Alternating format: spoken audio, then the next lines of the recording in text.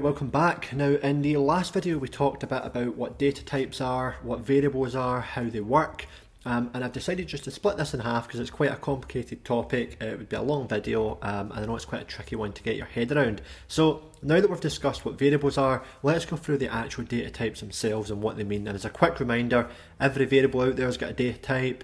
Every field in a database must have a specific data type as well. So a bit of an overview. Now I'm going to cover the basic ones. I'll cover the more advanced ones not only in this slide but on some slides afterwards. So I'll try and keep the explanations fairly light. Now first of all, the one we've already talked about is a string. A string is just a programming term for a piece of text. And when I say a piece of text, what I mean is alphanumeric characters or text. You take a look at your keyboard right now, you've got letters, you've got special characters, you've got numbers. All of them can show up in a text field or a string field. And just as a reminder, I'm using strings so you understand it. But down the left, we've got programming names that you'll rarely see. Down the middle, we've got some of the example names that no-code tools will use to make this feel less technical. And one other thing to say about a string, quite often it sits within quotation marks, and that's kind of a programming way of designating this as a piece of text. You'll rarely see it in the no-code tool, but you will often see it when you're working with integrations, APIs, and Zapier. And I'm going to keep coming back to that point because these variables will generally be taken care of for you in the no-code tool. But typically when you're working with APIs, you're working with third-party services, etc., that's when you're going to see these variables crawl out, or these data types crawl out, So now we've dealt with text, let's have a look at an integer. Now, an integer is a fancy word for saying a whole number. So it can be 1, it can be 2, it can be 3, it can be 4. What it can't be is something with a decimal point like 1.2, 5.37, because that would fall under the next data type, which is a decimal. Let me come back to that in a minute. Now, the reason you would want to use a number field, even though you can put numbers in a string, is because it's going to let you treat that as a real number and actually do, for example, maths on it. If you have a string, you can't really do mathematical operations in that. You can't do, one string plus another string. However, if you've got a number and one of them's 5, another one's 7 or 10 or 500, you can do math in that. You can take it away, you can multiply it, divide it, whatever you want to do. That's going to become incredibly important if you ever want to work with numbers. Let's say, for example, you're taking a payment and you want to calculate how much somebody owes. Let's say you've got a job board and you want to calculate a salary. You might need to work with numbers. Now, if you do need to work with decimal points like 1.25, 7.6, etc., you would typically use a decimal field. The good news is, because I know that sounds kind of scary, the good news is most no-code tools will just take both of those, an integer and a decimal, and just turn it into a nice simple number field. So you typically don't need to worry about it, but again, if you're going to work with Zapier or third-party service, at some point you're going to wonder why it's not accepting your number, and it might be because it's actually looking for a decimal or looking for an integer. However, decimal is pretty uncommon. You won't see it that much, but a Boolean underneath it you're going to see all the time. This is one of the most critical parts, and to me, text is probably the most important data type, but a Boolean is a close follower. Now, you can pronounce it Boolean, Boolean. I've heard people do it all different ways. I'm not 100% sure what the exact term is, but we're going to use an easier no-code term, which is a true, false, or a flag. So the idea of this is it's used for things which can only be one or the other. A light switch can only be on or off. If somebody says something, it's either true or false. If you ask someone a question, it could be yes or no. It's about having a closed, one or the other answer, binary answer, we would call that. And so, I gave that example of light switch. It's a great way to think about it. It's just, what is the one thing this thing can be or not be, true or false? So you can use that for storing answers to questions, but you can also use it for keeping track of, is a light on or off, is a blind up or down, is a door open or shut, whatever it might be. We'll come back to that in a little bit more detail later. First, let's jump on to date. Now, a date time's a bit simpler. It's just, store a date. That date can be in the present, the future, the past. I suppose technically it can't really be in the present because the present's always moving forward, but that date can be in the past, it can be in the future.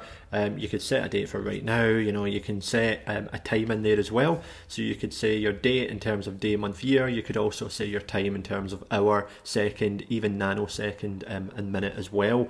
So That's pretty simple. Most no-code tools, make that really, really easy. Sometimes pay attention to the format. Some no-code tools will do it in an American-style format. Others will do it in a British-style format. And there's tons of different formats out there, so just one to keep an eye on. Now, an array is a little bit more complicated. That is a list, and it's an ordered list, which means, everything you have in that list is called an item. So you're going to have item 1, item 2, item 3, item 4, so on and so forth. Some no-code tools will call it a list, some will call it a collection, some will call it an array. It's pretty rare, and again, you're going to see it a lot in APIs. We're going to come back to that one in a minute as well. And then you've got an object/dictionary. Now, I'm just going to use the phrase object. An object and a dictionary are two different data types. In programming, they are very different. But they are so rarely used in no code. Again, it's probably only going to be via API, Zapier, etc. They're so rarely used that I would say don't worry about it. We'll just consider them the same thing for the purposes of this, because from a very basic level they do work in a very similar way. But essentially what an object is a collection of variables all related to one topic. You can think of it as a table within a table.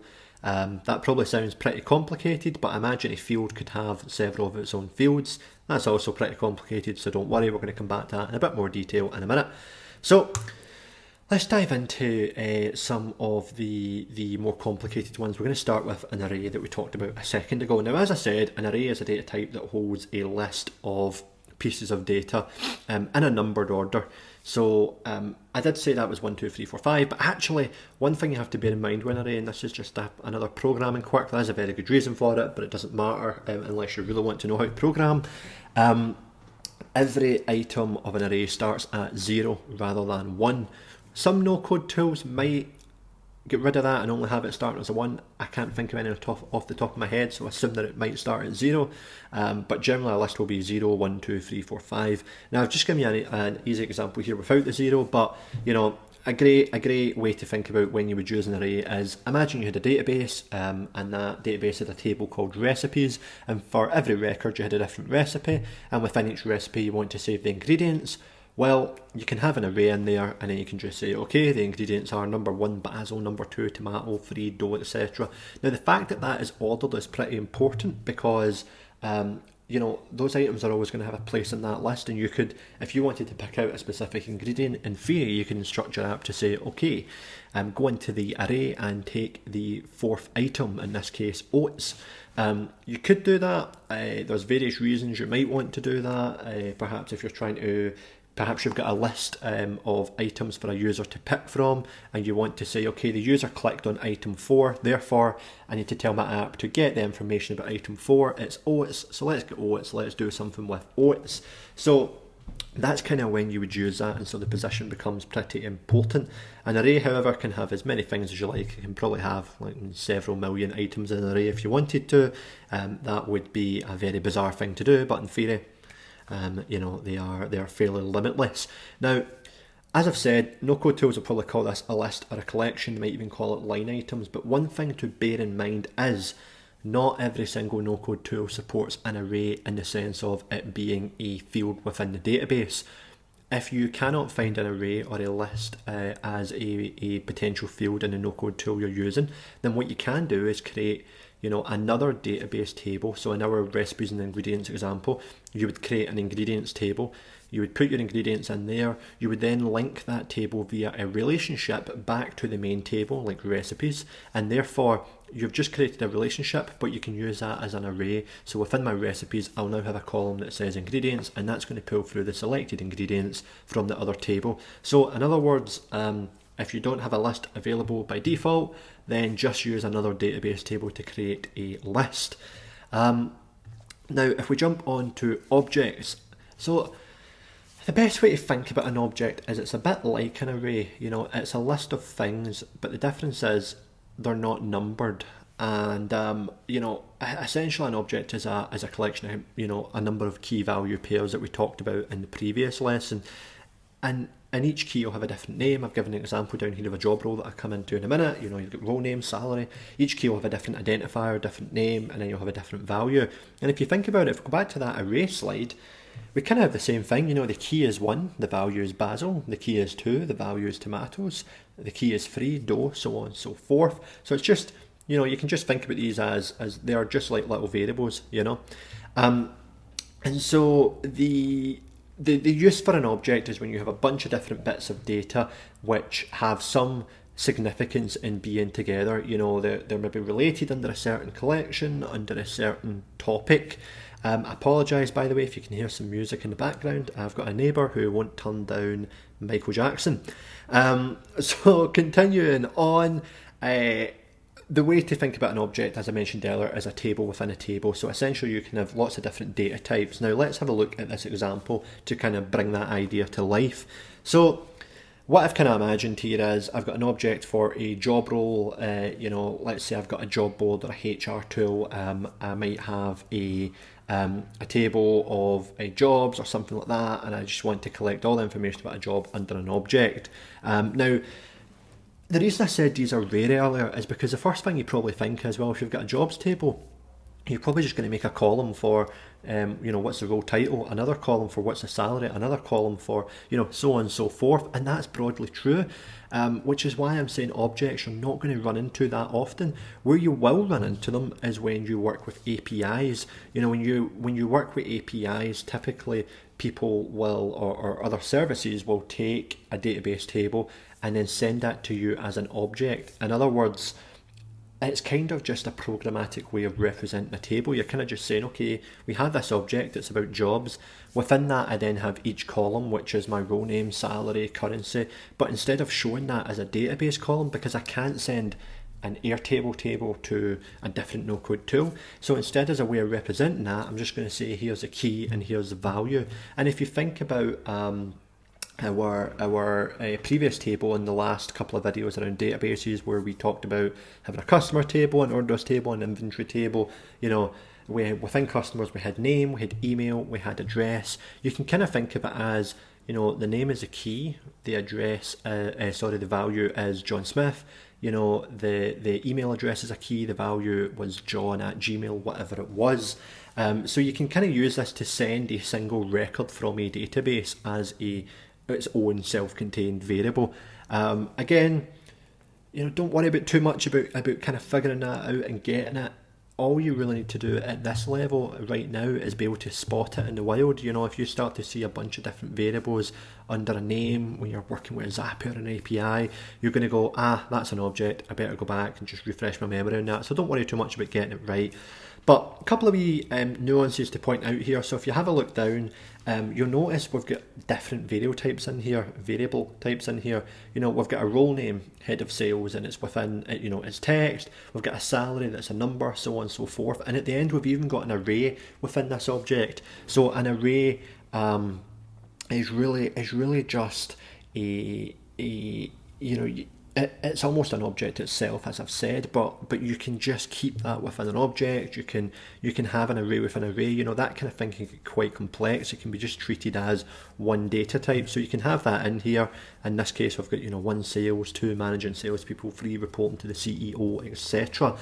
A couple other things just to mention here. I think I mentioned on the types of data types slide that quite often text or a string will be contained in quotation marks. For example, head of sales, I've got within quotation marks here. And that's just really to kind of demonstrate to you how that would kind of look if you've seen it. You know, quite often we'll have that in quotation marks. Some no-code tools will kind of ensure that you don't need to worry about that, but it just gives you an idea of how that might look.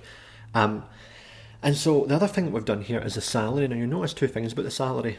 You know, if I was going to write that down, I'd probably do, you know, £, 150, comma, 000. I've not done that here because a number field cannot have a comma or a pound sign, you know, or a dollar sign, depending on where you are, whatever other currency you have, because that would be mixing text or special characters with numbers, and I can't really add 150, comma, you know, 1,000. That just wouldn't be allowed to fly. And so what we would typically do is we would save it as a number, we'd save the currency as a separate field, and if I ever want to show that salary on the screen, I'll just tell the no-code tool to show the currency field right next to the salary field, and that's going to show £150,000. I can put a comma in there if I like. You know, as you start to take this out of your database and display it and work with it in workflows, you can customize it, you can transform it, you can do whatever you want. Again, it's just about pointing out the strictness of these data types. If you're going to use a number, you can only put a number in there. Now, as I've kind of mentioned, you know, broadly, you can think of an object as a container for other objects. So you can have strings in there, integers, arrays. You can even have another object in there, which again can be quite complicated. A good way to think about it would be on our previous or on our current example here of the office. You know, you could have an office object, and then within office it might have more things. So you might have a string that says country, London, street, you know, Savile Row, and really just be able to store related information. It's a really good way to keep it organized, keep it simple. As I've said, there is a difference between an object and a dictionary. It's not really worth you knowing. You can Google it if you're interested, but I would suggest that's the kind of technical nuance best reserved if you ever want to learn to code. And you can, as I've said, you can use objects, and this is kind of probably the primary use, but you can use objects for sending and receiving data in a specific format, like when a third-party service needs something. And you can also just use it for keeping it organized or keeping it all together. So, you know, that last paragraph is just a really good sum up of how to think about objects and when you might or might not want to use them. If you found it all a wee bit confusing, you kind of don't really have to use them. It's the kind of thing you can worry about when you've got millions of users, and you've got, you know, a bit more money and time to get people to help you to learn, etc. So don't worry about it too much. Now we're going to jump into a Boolean, which you do have to worry about because you're going to have to be using these ones quite a lot. Now there's a few things here I've already pointed out. You know, a Boolean is a data type which simply kind of accepts a value of true or false, and you can interpret that in, I'll move myself here, in many different ways. You know, is it true or false? Is it yes or no? Is it 0 or 1? Did it happen? Did it not happen? It's just a way to store a yes or no answer, and you can use it to save lots of different types of information. I talked about this idea of state earlier, and not everyone really understands what state is, but it's a really important concept in programming, and it's kind of the best way to relate it is to think about the physical world. You know, there's a lot of items that are probably within, you know, your viewpoint right now which have a state. So a door is either open or closed. Now you could argue, well, the door might be slightly ajar and all that kind of thing. Yes, that's broadly true, but a door is either closed or it's open. To what degree it's open is debatable, but you know, it's kind of that it can be one or the other. A light switch can be on or off, a door can be open or closed, a car engine can be on or off. You know, this is what we're kind of thinking about when we're talking about Booleans, and so that can be a great way just to dictate what's happening in your app. You know, a user has signed in with Facebook, yes or no. You know, a user has connected up their bank account to your fintech app, yes or no. You know, this is kind of how you can store what we would call a state, and it's a good way as well. If you have, for example, within your app, you want certain people to be able to do certain things, like I don't know, one person can edit data, one person can go to a certain page, one person can. You can just create a series of permissions which are a simple yes or no, a Boolean field. You know, can they access this page? Yes. Can they access this other page? No. So on, so forth. So a bunch of different names you're going to see in no code. Some places will call them, or some tools will call them a Boolean, some will call them a flag, some will call them a true or false, etc. Now, we'll kind of play about with them a little bit on our demo, but before we get into that, I just want to talk a little bit about null, undefined, and empty. So these are kind of when data types go wrong, or when variables go wrong. And there are three different ways that things can go wrong. Now this section is a little bit of a hard one to get your tongue around, or to get your head around as well, but it's kind of difficult just to spell out the different differences. When you're building an app, at some point you're going to go through something that we call debugging. And what we mean by debugging is you've built your software, it doesn't quite work as you planned it, something's wrong, there's a bug somewhere. In other words, it doesn't work, there's a mistake, something's not working right, and therefore you have to go on a quest to find out why isn't that working. And typically you'll get an error about a variable. It will say a variable didn't show up, a variable didn't show the data you wanted, the variable didn't show anything. Now, depends on your no-code tool. Some of them are going to hide this from you, and I don't mean that in a bad way. I mean they're going to hide it as in they're going to take away the complexity. Some of them won't allow you to make some of these mistakes in the first place. If you're working with APIs, Zapier, everything is on the table. All of these are possible. I just want to give you a little bit of an idea. And you might not run into these, but I think it also gives you a good idea of where software can go wrong. So let's talk about a null variable first. Now, a null variable is a variable which does not exist at all, zilch. And you'll essentially get told a variable is null if you have tried to use a variable but you've not yet created it. So imagine you had your app set up to say hello Niall when you log in, or hello whatever username you've got, but you never actually put a username field in your database. Well, when you try to log onto that app, the variable you're trying to use, hello Niall, hello Dave, hello Rachel, whatever it might be, it literally doesn't exist at all, and therefore it can't use it. Now, what I'm trying to point out there is you're probably sitting thinking, well, why would a variable exist if I've not created it? And that's kind of the point, because quite often what will happen is it's about when you've created it in the process. Are you trying to use a variable in your app at a stage where actually the user's not even inputted that information yet, or a workflow, which we'll talk about in later lessons, hasn't actually created the variable yet? Or have you just got the name of the variable wrong, and so you've made a variable called 123 and you've accidentally just tried to use a variable called 124?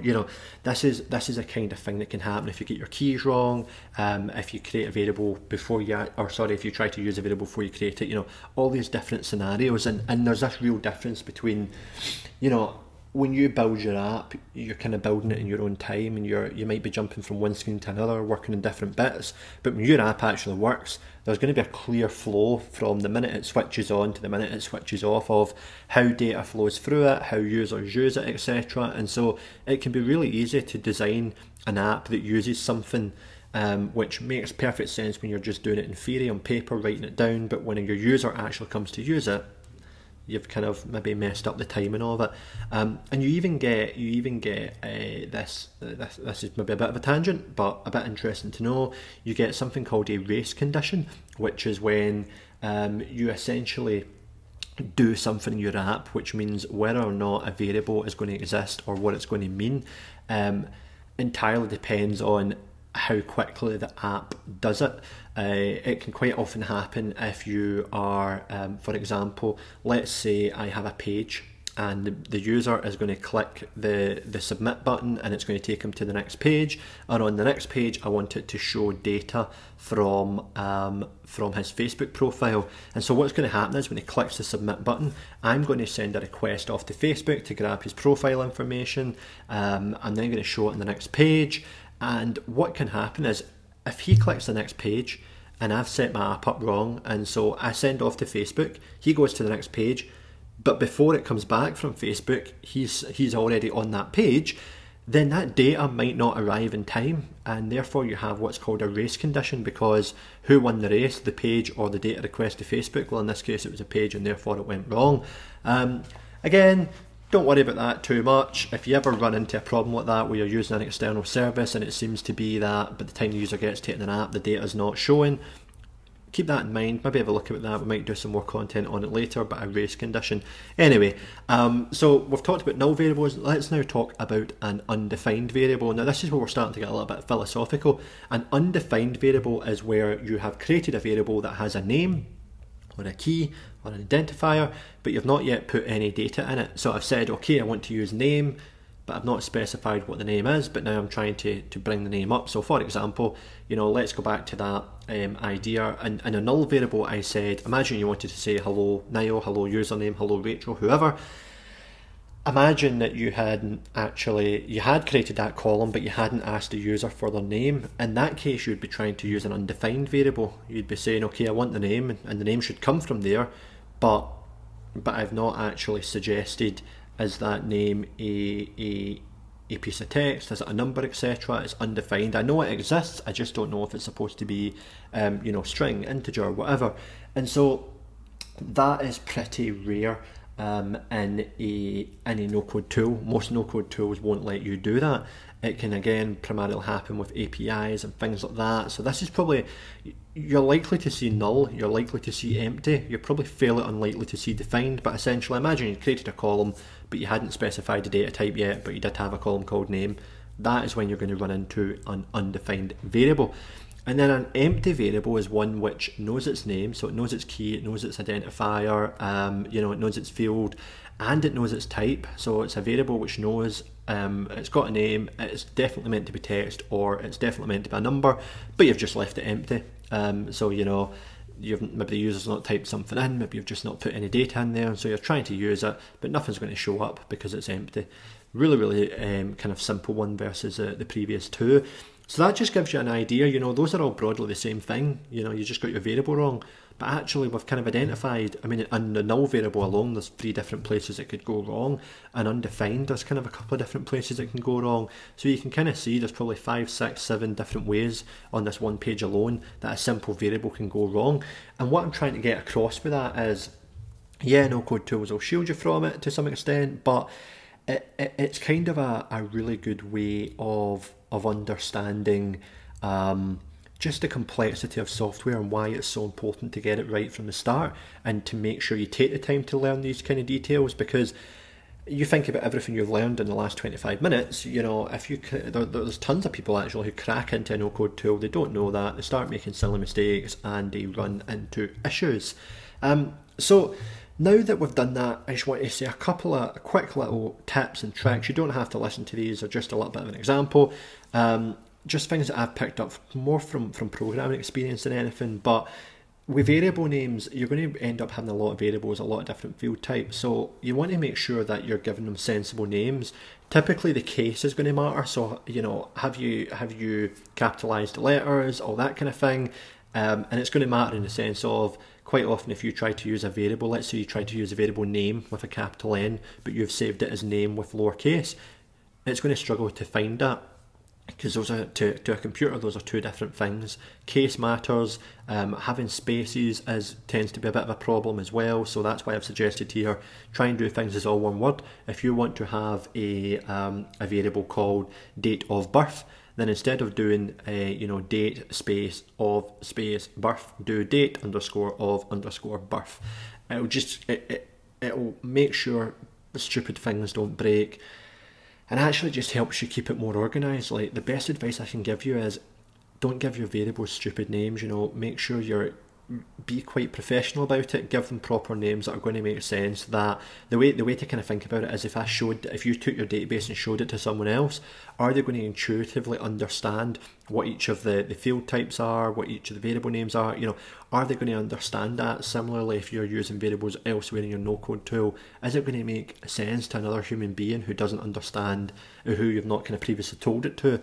That's the best way to think about it, because what can often happen is you'll work on something, you'll think, I know this inside out, and then you'll launch your app, you'll go run your business for 6 months, you'll come back to make a change and you'll go, oh my god, I don't remember how this works, because it's really complex.